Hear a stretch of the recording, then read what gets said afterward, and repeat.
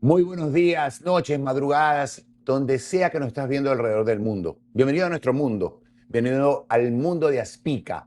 Este es su podcast Neurouniversos y en este episodio tengo el gustazo de presentarles a alguien que es un coach que lleva una condición toda su vida y que sin embargo con esa condición ha salido adelante, ha hecho cosas maravillosas y está siempre comunicando la importancia de abrazar, de entender, de darnos cuenta que un diagnóstico no es el final, que un diagnóstico nos puede abrir las puertas a seguir adelante. Jorge Rivero, ¿cómo estás? Muy buenos días. Hola hermano, qué gusto. Oye Julián, de verdad que un gusto para mí estar nuevamente con la gran familia Spica y en este momento compartir contigo. Te estuve revisando, de verdad que me siento orgulloso de que una persona como tú me pueda estar entrevistando el día de hoy. De verdad que muchísimas gracias. Ya me habían dicho que eres bien educado y definitivamente lo eres, porque para mí es el honor de estar contigo. Eres maravilloso. He escuchado cosas Gracias. muy gratas de ti. Y verdaderamente te digo algo que cuando me enteré que íbamos a conversar, el tema del que íbamos a conversar y el tema de que te especializas para mí es importante porque yo recién a los 54 años me di cuenta que tenía también esa condición. Después del diagnóstico de autismo de mi hijo Toñito, empecé a tratar más con neuropediatras, con neurólogos, con terapeutas. Y dije, aquí hay algo. Y no fue hasta que una productora me dijo, oye, tú sabes que tienes dislexia, ¿no? Cuéntame cómo llega la dislexia a tu mundo y cómo lo agarras de los cuernos, como digo yo, y saliste adelante y hoy en día eres una de las voces más importantes del mundo en este tema. Bueno Julián, ante todo, que en tu caso es más difícil que el mío, porque en mi caso a los niños aproximadamente se diagnosticó dislexia y bueno, casi que fue un descanso que descubrieron que yo tenía dificultad a la lectura y buscaba estrategias cuando leían en el salón para yo no leer, dejaba los lentes o buscaba alguna fórmula para que la maestra no me pusiera a leer a mí y después intervenía explicando toda la lectura sin problema. Y ahí empiezan bueno, las primeras alarmas, pero obviamente que muchas veces los padres piensan que el niño no se da cuenta y si te das cuenta de que existe una diferencia y que tú así corras y corras como que no llegas a la misma velocidad, pero al final llegas, ¿no? Pero sí fue de muy niño que se me detectó el tema de la dislexia. ¿Te recuerdas el momento que dijiste, aquí está algo pasándome, que dijiste, me siento raro? Sí, sí. De niño en el colegio, porque yo pienso que hay dos factores ahí que se pueden unir, ¿no? Y en casi todos los casos de la neurodivergencia, que es el tema, en mi caso, de la dislexia y el tema del bullying y el tema de la autoestima. Porque cuando tú sientes que no puedes leer bien, el entorno se da cuenta y empiezas a ser como malo en todo. Empiezan a sentir que tú no puedes correr, que tú no puedes jugar, que si hacen equipos de fútbol, de repente tú dices, bueno, no, a él no, pero simplemente porque no lees igual que los otros compañeros. Entonces tú empiezas a bajar la autoestima y a sentir, no, yo no sirvo, no quieres ir al colegio, le pides a tus papás no ir al colegio. Yo tengo un amigo que es médico que él decía que había una técnica para determinar si el niño realmente estaba enfermo cuando decía que no quiere ir para el colegio porque estoy enfermo. Tú le decías, bueno, está bien, no vayas al colegio, entonces te quedas aquí jugando. ¿Qué quieres jugar? ¿Qué juguete te saco? Si el niño se levanta y dice, sí, obviamente que hay un problema ahí que te está afectando psicológicamente y no es un tema de salud. Yo creo que eso es el ABC que vivimos todos los disléxicos al momento de que se nos presenta ir a clase. Yo te digo que a mí me sucedió, yo tuve una infancia, desde el comienzo nunca quise ir a la escuela porque no la entendía. Entonces, puntualmente me recuerdo muy bien que como a los 9 años vivíamos lejos de la ciudad en una hacienda y era un reloj de esos de gallito que tienes que ver esto en Venezuela, que tenía un gallito con la campanita arriba. Y entonces yo a mi mamá le agarré un día de loco, agarré el reloj y se lo adelanté como 2 horas. Entonces cuando nos levantamos ya era tarde y me dijeron no vaya a la escuela. Y cuando llegamos al pueblo estaba el horario que era, pero siempre lo vi. Y durante el colegio fue terrible, Jorge, porque yo veía solamente los labios de los profesores moverse. Y cuando me sacaban al pizarrón o me tocaba leer, era un problema. Era un problema. ¿Tú crees que las familias de repente, este diagnóstico, agarrarlo a tiempo puede ayudar? O también hay este tabú acerca de los padres que no quieren aceptar que su hijo tiene una condición que no es normal dentro de lo que regularmente se llama normal. Sí, bueno, realmente es un punto bien interesante el que tú tocas porque normalmente el tema de la dislexia nos enfocamos en el niño, pero no enfocamos en lo que puede ser la gerencia del niño, que en este caso son los padres, ¿no? Entonces muchas veces exigimos y decimos, bueno, el padre tiene que hacer esto o tiene que hacer aquello, pero no sabemos cuál es la infancia del padre, cuál es la visión del padre, qué es lo interno que tiene el padre, y sabemos que si no existe una buena gerencia porque tengas algún conflicto interno, pues no puedes dar una buena administración a lo que quieres manejar. En este caso, hablándolo en frío, como que el niño fuera la administración. Entonces, el padre tiene que entender qué es la dislexia, sacarse los tabús que pueda tener, sacarse las ideas, porque de repente el niño puede tener habilidades para el fútbol, por poner un ejemplo, y al papá le gusta el béisbol, entonces el papá va a querer encaminarlo hacia el lado. Esas son cosas pequeñas, es decir, más bien ver cuáles son las virtudes que puede tener el niño y enfocarlo más a las virtudes que él tiene. Y bueno, obviamente él tiene que aprender a estudiar, a leer. Todo eso tiene una serie de técnicas que él las va a ir superando, pero en lo que él más brilla es en lo que más tú tienes que proyectarlo para que el niño pueda salir adelante y se pueda desarrollar. Y ahí matar un poco el tema de esos complejos y todas esas cosas que te pueden bajar la autoestima. Este es un punto de vista muy personal, pero es muy común ver en casos de familias neurodivergentes. Hoy en día, por ejemplo, si tienes un caso de autismo, de TDAH, cuando vas atrás a buscar a la familia, encuentras patrones en padres que de repente nunca tuvieron un diagnóstico. ¿Sucede lo mismo con, Totalmente. con la dislexia? Totalmente, totalmente. Y muchas veces los padres lo que toman es la decisión de sacarlo del mundo académico o separarlo porque dicen, bueno, pero yo no estudié y a mí me fue bien, yo estoy bien. Entonces, ¿por qué él tiene que estudiar? No, él es igual que yo, no, el padre o la madre. Vamos a dejarlo tranquilo. Y no se dan cuenta que es que existen estructuras ya mentales, pues que te amarran al pasado y sienten que como tú no pudiste, él no va a poder. Pues, bueno, pudo haber sido mi caso. Yo creo que ni mi mamá ni mi papá eran disléxicos porque los dos eran, en temas de escrituras, lectura y académicos, eran brillantes. Pero sí existe y es comprobado que eso es algo genético. De por sí no te va a quitar 5 segunditos para comentarte que se hicieron estudios en Inglaterra en aproximadamente una muestra de 1 millón de personas, que es una muestra bastante grande, donde se determinó que genéticamente existen pares de cromosomas en el disléxico que son diferentes al niño que no es disléxico, y que esos cromosomas te permiten virtudes y lo que muchas personas pueden considerar como defectos, que son el saber cuál es la derecha, cuál es la izquierda, cuál es arriba, cuál es abajo, o el tema leer en voz alta. Pero también existen estructuras que te permiten tener mayor imaginación, te permiten tener como resolución a conflictos más rápidos que la persona que no lo sea, y eso está en estudios comprobados en universidades británicas. A mí me sucedió mucho lo del colegio que te digo. Tenía problemas para leer. Sin embargo, ahora de adulto, ya más tranquilo, con mi mente un poco más clara, diría yo que cuando leo tengo que leer como si estuviera leyendo un guión y darle el énfasis para de esa manera poder concentrarme. Y creo que, no sé si mentalmente esto tiene sentido lo que estoy diciendo, pero cuando yo leo algo, trato de leer dándole las intenciones necesarias para leerlo Okay. despacio y poder no equivocarme, pero me sucedió mucho que durante mi vida, dirigiendo programas de televisión, los escritores venían y me decían, oye, escribí toda la noche, pero yo decía, a ver, cuéntame, ¿de qué se trata? Entonces me decían, no, escribí toda la noche el guión. Le digo, no, no, cuéntame, pero no fue hasta hace un par de años, una gran productora paisana tuya, Mari Urdaneta, me dijo, ¿sabes que eres disléxico? Y le dije, ¿cómo así? Porque cada vez que lees, metes las patas, me dice. Entonces ahí me di cuenta, digo, ahora entiendo que, por no decir otra palabra, porque si no Richard Hernández me jala las Sí. orejas.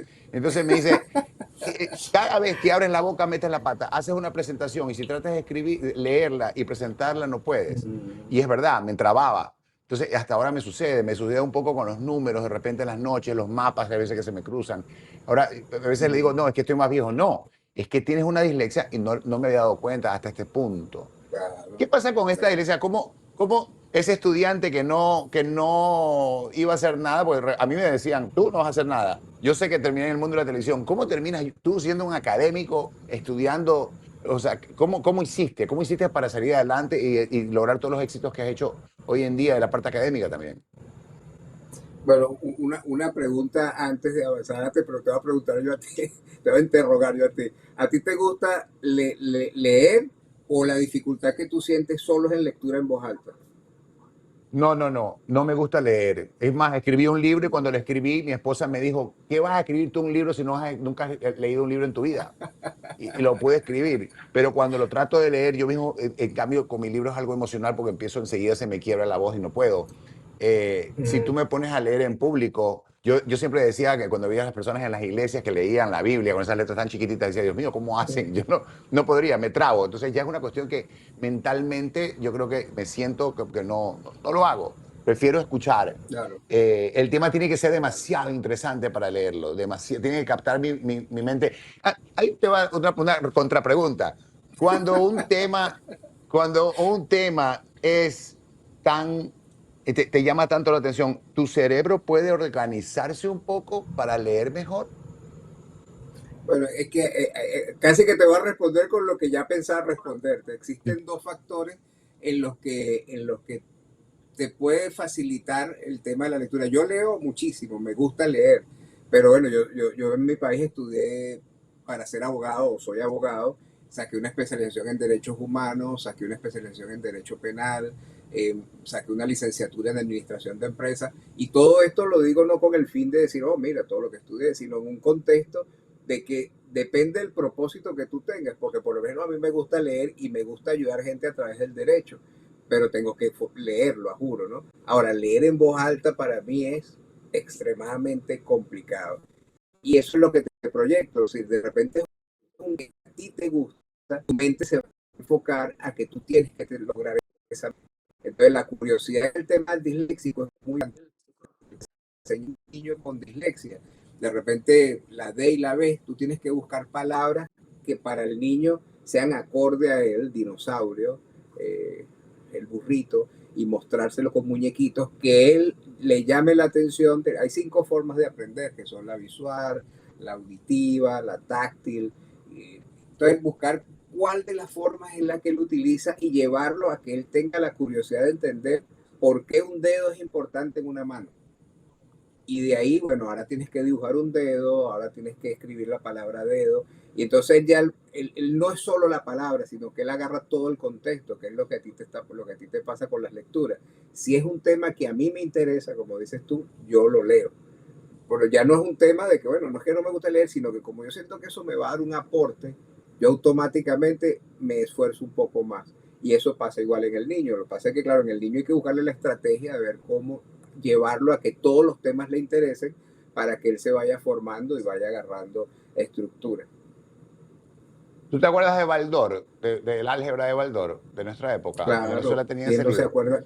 ¿Quién no se Sea, acuerda de ese pero, libro? pero, ah, pero es que eso es lo que te digo, o sea, y cuando, mira, si yo no podía leer y tenía dislexia, imagínate cuando era Baldor, XY multiplicado por 4 25 Sí, me dividió sí, por sí. 4, o sea, ese hombre, yo estoy seguro que ese tipo era de otro planeta, ese extraterrestre, porque es una cosa normal, o sea, ¿a quién se le ocurre llenar un libro de tantas Claro, letras claro, si ya de por sí era claro, disléxico, cómo claro, iba a entender el álgebra o la geometría, claro, ni me acuerdo qué?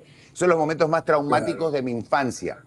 Ahora, esta historia tuya de la dislexia, esta Mm. historia, eh, en qué momento tú, como cuando destapas una botella de un espumante y suena, en qué momento tú sales y dices, oye, voy a hacer esto con la dislexia, voy a dedicarme a ayudar a las familias? ¿En qué Bueno, momento sueltas eso y qué sucede en Eli, tu vida? Porque sé que hay un tú libro sobre tienes, esto. tú tienes una cajita ahí de buenas preguntas, porque esta pregunta también es muy interesante, porque me voy a ir antes de hacer el libro.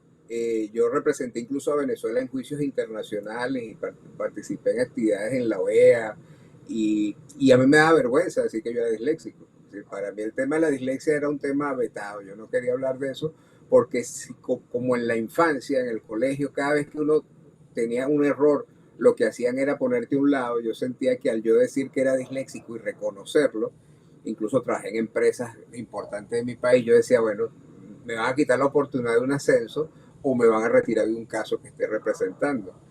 Es el caso cuando me vengo acá a Estados Unidos, que empiezo con los temas migratorios y empiezo nuevamente a estudiar inglés y empieza la dificultad nuevamente con la D, la B y siento que se me mezclaban las letras de nuevo, tal cual como cuando era un niño. Y en ese momento es que prácticamente me acuerdo que soy disléxico porque gracias a Dios el proceso que a mí me dieron con la psicopedagoga fue tan bueno que yo casi que sentía que todo el mundo era disléxico. Para mí eso era algo normal, pues. No sentía ninguna diferencia.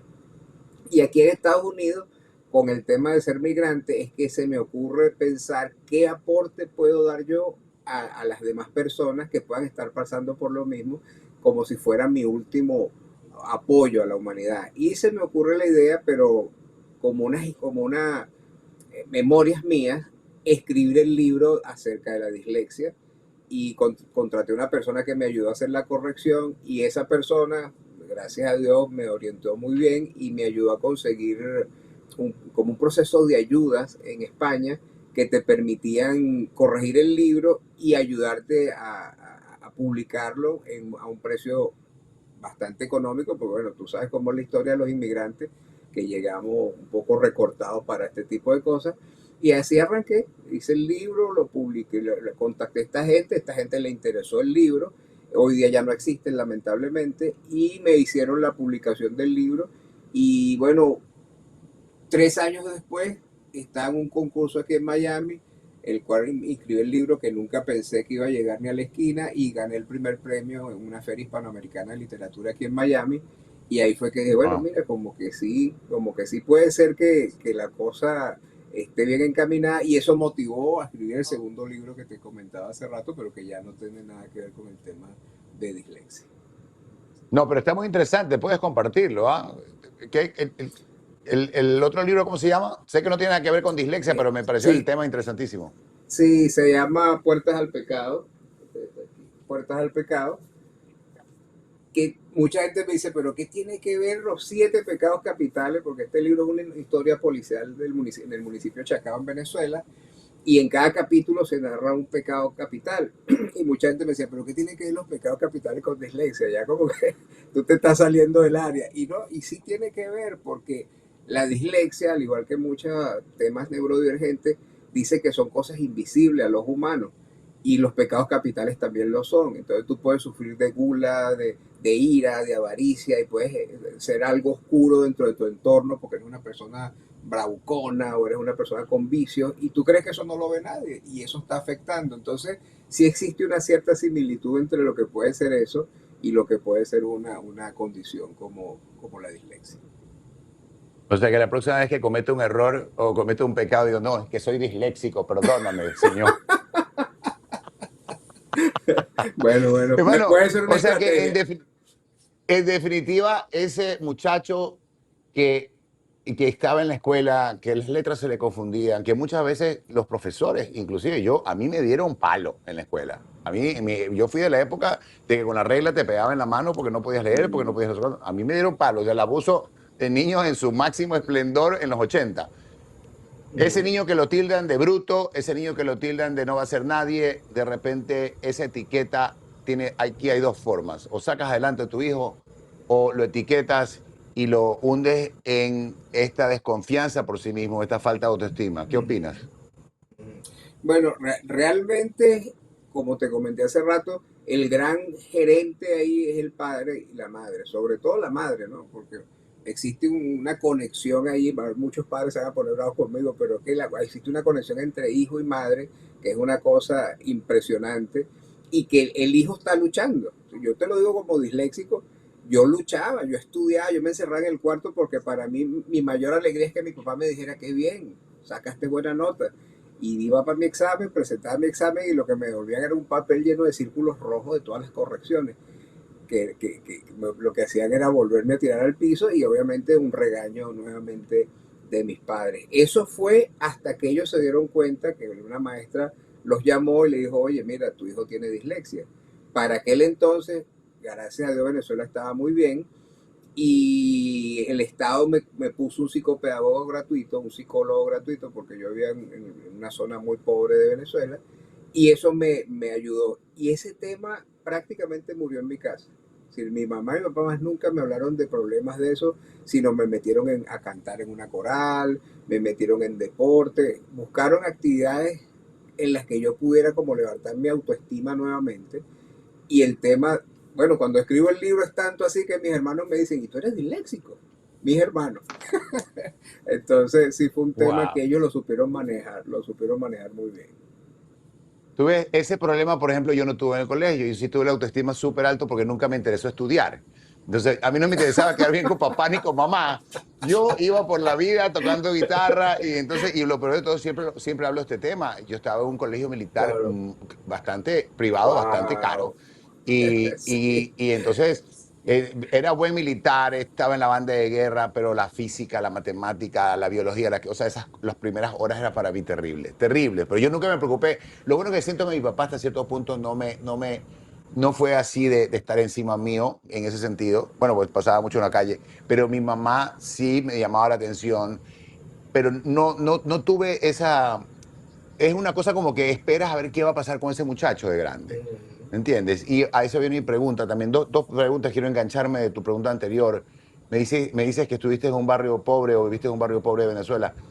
¿La pobreza, para los pobres, la dislexia es diferente que para los ricos en cuanto a soluciones, en cuanto a aceptación de diagnósticos o cómo se ve también eso? Muchas veces en una sociedad en donde la pobreza no te llega, no te da las herramientas para estar informado. En nuestra época era otra cosa, ahora todo el mundo tiene celular.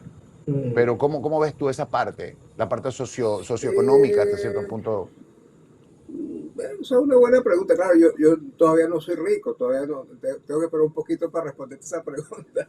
Pero no, desde el punto de vista, yo creo que, claro, en el caso de Venezuela en ese momento existía mucha ayuda social, ¿no?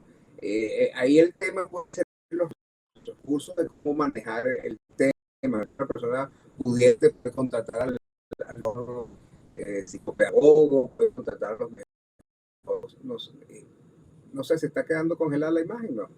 Sí, te congelaste ahí un rato. Eduardo, no sé si Sí. quieres retomar ese pedazo. Ya, seguimos ahí, seguimos ahí. Ok, dame que voy a apagar aquí el teléfono, ya, porque creo que fue esto lo que... Ya. Ok, Responde mi pregunta si quieres de nuevo, ¿ok? El voy a empezar. pobre, rico y el autismo. Perdón, pobre, rico y la dislexia. Sí, yo creo que ahí puede ser el tema más bien de los recursos, más que el tema de cómo lo manejes, es decir, el nivel de preparación que pueda tener el padre no distingue que seas rico o que seas pobre. Es decir, ahí puede haber un liderazgo diferente, pero puede existir un liderazgo muy bueno en una persona pobre y puede existir un liderazgo muy bueno en una persona rica. Y el tema de los recursos que puedas utilizar para conseguir expertos que te puedan ayudar a resolver o a sacar al niño adelante, ¿no? Y también es importante destacar que no porque tú metas al niño en más actividades, el niño va a ser mejor. Sí, quizás muchas veces la preparación la tiene que tener más el papá que el hijo para poder dar la mejor condición al niño. Porque muchas veces lo metes en una clase y sale de esa clase y lo metes en otra y lo metes en otra y realmente no estás llegando a la meta porque tú eres el que tienes el problema y tú eres el que considera que el hijo no te está dando lo que tú quieres que dé, pero que realmente es lo que él tiene que dar. Fíjate, tú me dices, aquí hay dos ejemplos. Tú me dices que tú no fuiste a ninguna actividad y tú eres una persona exitosa. ¿Sí?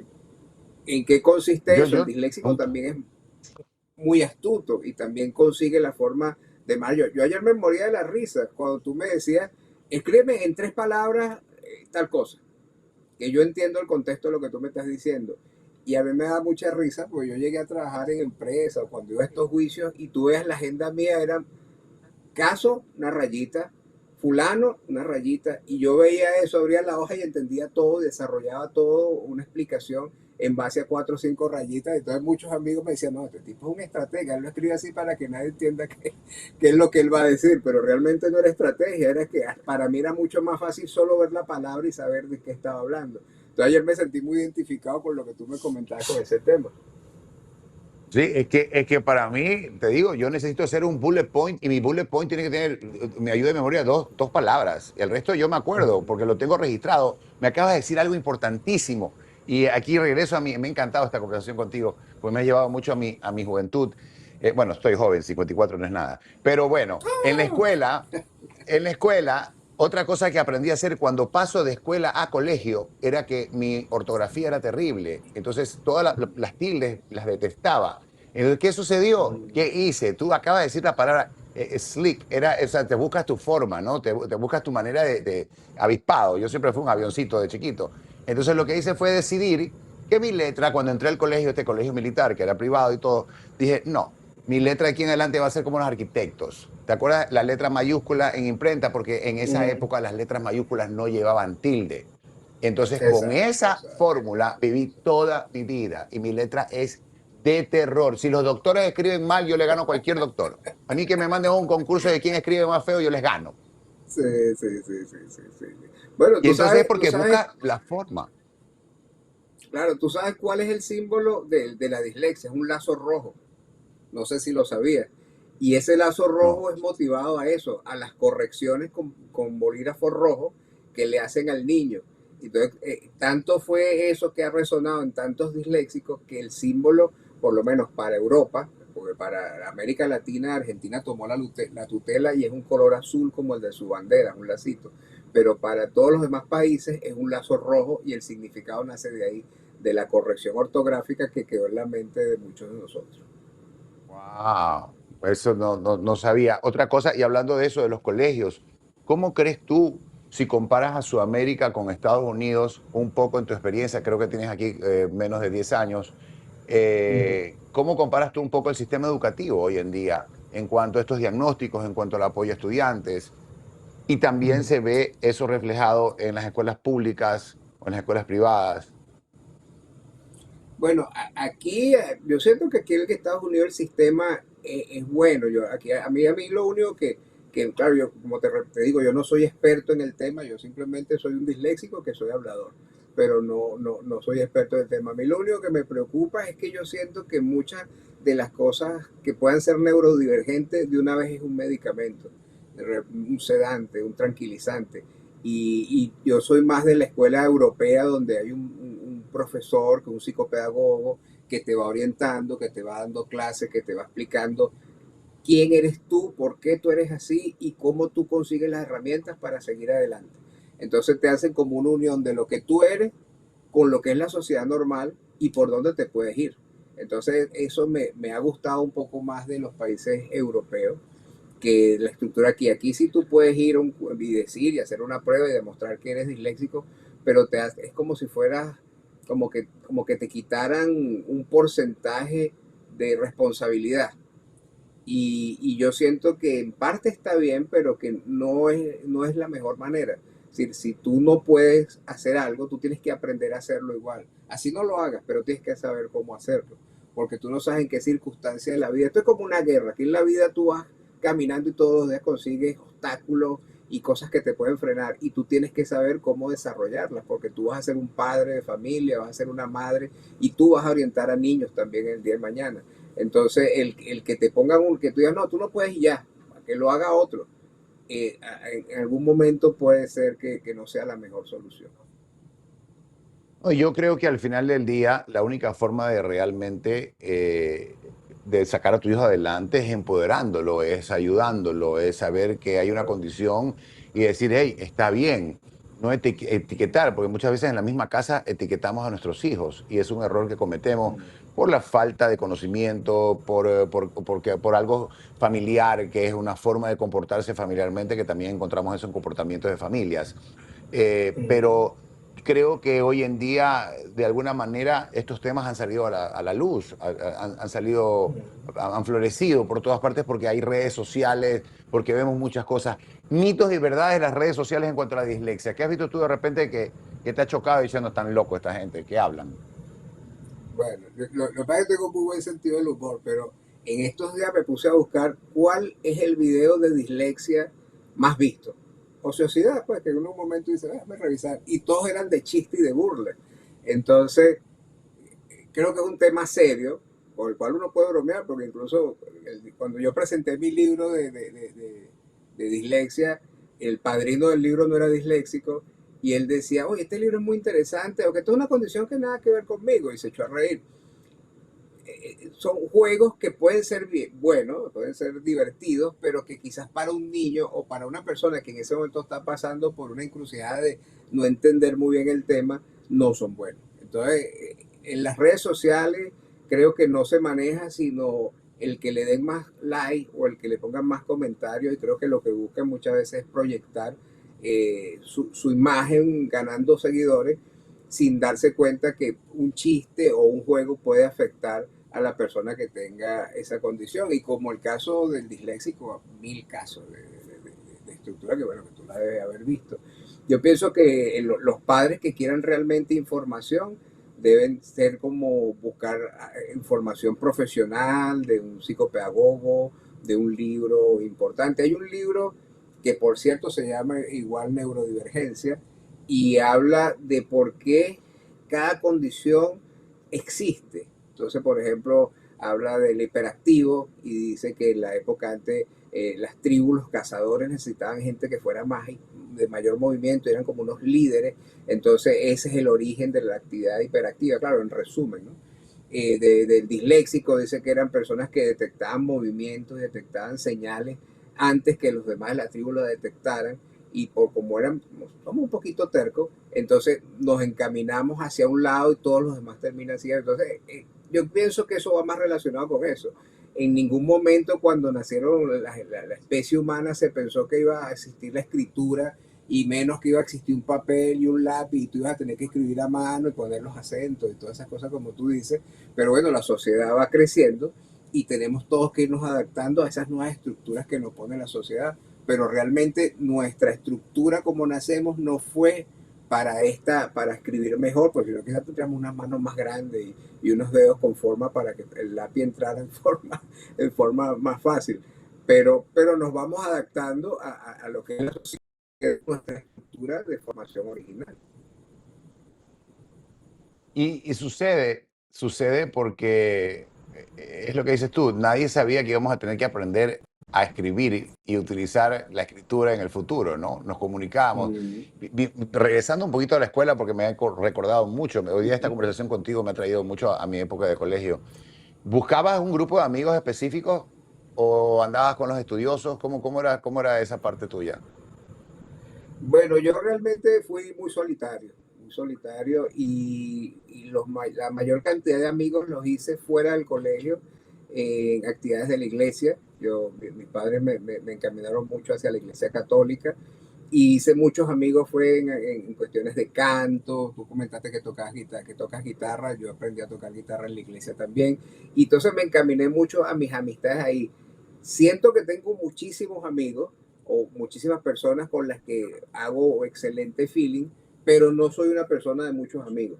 Yo prefiero como que estar solo, reflexionando, leyendo, viendo una película, pero de estar todo el tiempo en reuniones, íbamos a una fiesta, nunca, ni de niño ni de adulto. Si voy como por un compromiso de compartir un rato, pero ya. Esa siempre ha sido como mi forma de ver la vida. Bueno, ya tienes un amigo nuevo acá y que ha estado encantado de conversar contigo.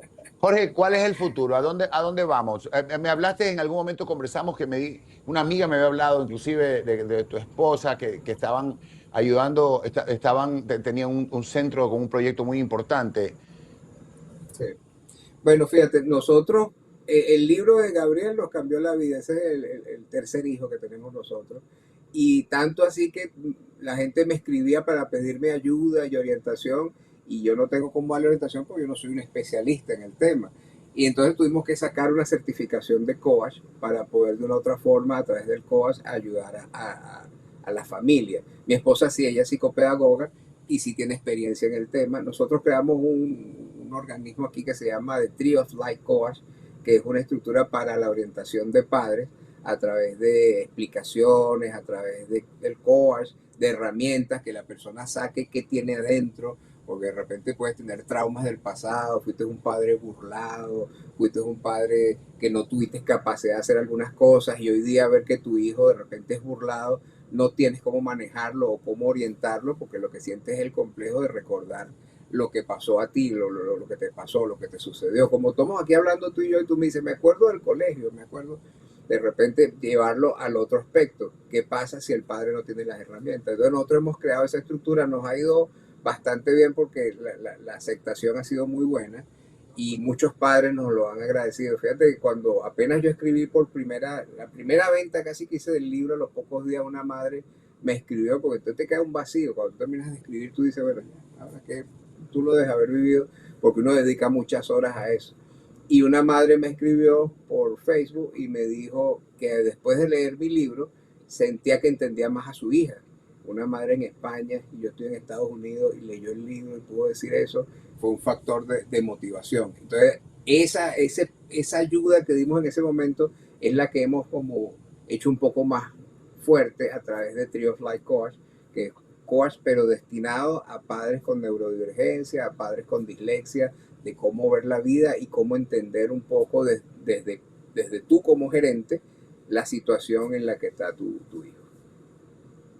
Y hablando de libros, yo quiero compartir algo contigo, ya que te gusta leer, te dejo un compromiso, Ajá. que es leer el mío. Este es Autismo, lo que el silencio no pudo callar. Aquí relato la historia del diagnóstico de mi hijo Toñito y de la historia con mi esposa María Fernanda y cómo cambios en su alimentación, verdades que se fueron abriendo, puertas que se fueron iluminándonos, me cambiaron la vida. Y hoy me tienen aquí sentado contigo, conversando, siendo parte de la Claro que familia de sí. Aspica. En Autismo, lo que el silencio no pudo callar, lo puedes encontrar. Jorge, ha sido una experiencia formidable, tenemos que repetirla, hay mucho más que hablar, creo yo. ¿Ibas a decir ¿Tu algo? libro está en Amazon? ¿Tu libro está en Amazon? Sí, señor. Sí, sí, sí, Ok. está en Amazon. Bueno, vamos a hacer un acuerdo aquí público. Los escritores me han recomendado que los libros no se regalen, pero sí se comparten. Entonces yo te voy a compartir los míos y tú me compartes el tuyo y así nos Dale, nutrimos los perfecto. Lo dos. que pasa es que el tuyo tiene muchas más páginas que el mío. El mío está flaquito, el tuyo ya lo vi que se parece al de Baldor, es así. Luego Te lo voy a llevar. compartimos, no Jorge, sé si dame lo el lea. resumen del libro, por favor. Dame ese resumen del libro. Dame las páginas marcadas, por favor, tratando de encontrarla. Jorge, muchísimas gracias, bienvenido. Muchas gracias por estar con nosotros en Neurouniversos. Ha sido realmente gratificante estar contigo, compartir esta conversación. El tiempo siempre es corto para conversaciones tan Claro. buenas. Ser diferente, hermano, siempre nos sucede y la diferencia en las personas nos marca, pero ser diferente, siempre digo que no es menos, ser diferente muchas veces es más. Mil gracias, Jorge. Gracias. Gracias, Julián. Bueno, un abrazo a Rita.